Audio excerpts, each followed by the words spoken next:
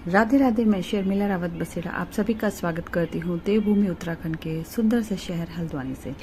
इस समय मैं हूँ अपने गौशाला में और यहाँ पे गायों को हम लोगों ने चारा वारा दे दिया और अभी निकल रहा है इनका दूध, वो भी मशीन से। और इनके लिए लगाए हैं हमने मनमोहक भजन, जिससे कि इनका माइंड बिल्कुल फ्रेश रहता है। एक रिसर्च कहता है कि अगर जानवरों को यानी कि गाय भैंसों को संगीत सुनाया जाता है तो उनका माइंड फ्रेश रहता है और जो उनको दूध की क्वालिटी होती है वो भी बहुत अच्छी होती है।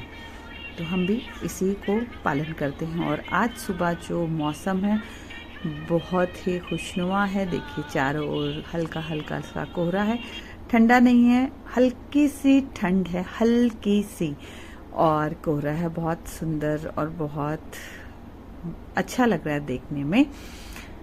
और मैं यहाँ पर दूध बांट रही हूँ, कस्टमर्स आ रहे हैं और मैं उनका वेट कर रही हूँ। और ये देखिए सुंदर सा, ये एक गुड़हल की फैमिली का यानी कि हिबिस्कस फैमिली का ये एक फूल खिला है। ये वाइन कलर का होता है और बहुत सुंदर है। और ये है मेरा सुंदर सा घर, जहाँ पे तिरंगा लहरा रहा है। घर मुझे बहुत पसंद है क्योंकि मेरे पतिदेव ने डिजाइन किया। और ये है धौली, लाड दिखा रही है अपना। और उसके बाद फिर अपना जो डेयरी का काम निपटा करके फिर मैं और दानी आ गए थे ऊपर, क्योंकि आज हम लोगों ने सारे गमले की मिट्टी को उल्टी पुल्टी किया। यानी कि जो पुरानी मिट्टी थी उसको खाली किया और उसमें थोड़ा सा मतलब उसकी उर्वरा शक्ति बढ़ाई। यानी कि उसमें हमने डाला खाद, और खाद में डाला हमने वर्मी कंपोस्ट। वर्मी कंपोस्ट आजकल हम इन हाउस तैयार कर रहे हैं और आने वाले कुछ ही समय में यानी कि जल्दी ही हम इसको मतलब कि सभी के लिए बेचना शुरू करेंगे, क्योंकि आजकल इसका प्रोसेस चल रहा है। वो मैं आप लोगों को बाद में दिखाऊंगी।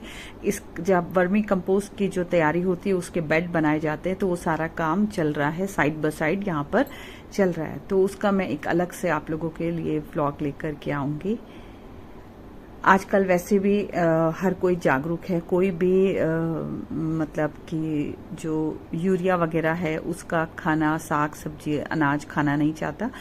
तो इसलिए हमने जो काऊ डंग है उसको वर्मी कंपोस्ट का एक रूप देने की कोशिश करी है। उसके लिए हम वॉर्म लेकर के आए, बाहर से बेड तैयार किए और वो सारा प्रोसेस चल रहा है साइड बाय साइड। और यहाँ पर मैं छत में सारे कपड़े फैला दिए हैं अपने, और हमारे जो गमले हैं उनका भी काम हमने बखूबी पूरे कर लिया। और उस बीच मैंने नाश्ता बना दिया था। नाश्ते में पराठे हैं, आटे का हलवा है, दूध है सभी के लिए। और ये है मेरी सासू माँ की थाली, जिसमें दूध, मट्ठा, आटे का हलवा और पराठे हैं उनके लिए। तो मैं उनको फटाफट नाश्ता दे करके आती हूँ और उसके साथ साथ फिर मैं और दानी दोनों ही खा लेंगे, क्योंकि भूख लगी गई है। और यहाँ पर मैंने बीज भिगाए थे, देखिए।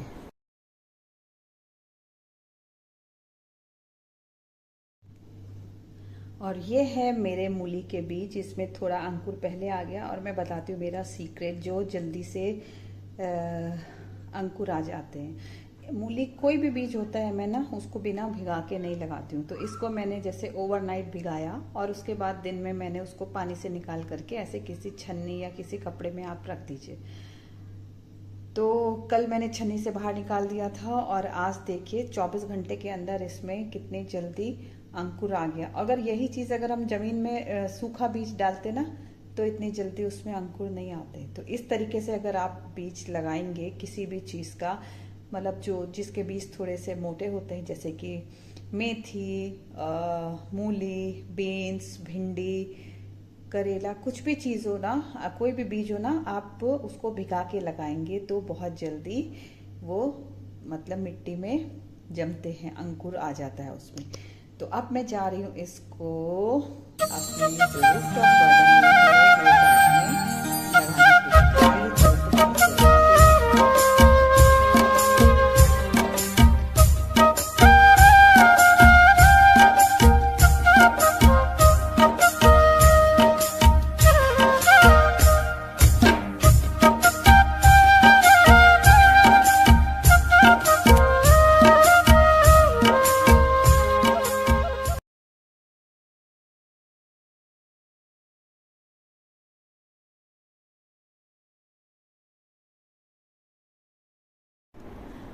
और फिर मैंने फटाफट जो मूली के बीज भिगाए थे उनको लगा दिया, थोड़ा सा बीन्स लगा दिया, थोड़ा सा मूली के बीज लगा दिया, और उसके बाद फिर मैंने उनमें थोड़ा हल्का हल्का सा पानी छिड़क दिया, क्योंकि अगर हम बीज को लगाते हैं तो थोड़ा सा पानी छिड़क दें जिससे कि उसमें नमी बनी रहे, और जब नमी बनी रहती है तो मिट्टी की गर्मी उसको मिलती है और वो जल्दी से जल्दी पनपता है। और उसके बाद फिर हमने थोड़ा सा रेस्ट किया, खाना वाना खाया, और फिर हम आ गए थे फ्रंट गार्डन में। एक्चुअली क्या होता है, जब सीजन बदली होता है ना, यानी कि सर्दी गर्मी बारिश कभी भी सीजन ऋतु बदली होती है तो अपने गार्डन को ध्यान में देने की जरूरत होती है। तो अब हम तैयारी कर रहे हैं विंटर्स की।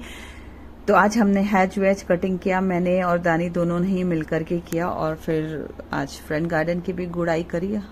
और हम बता देते हैं कि आप लोगों को हम अपने गार्डन में माली वगैरह नहीं करते हैं, काम हम स्वयं करते हैं।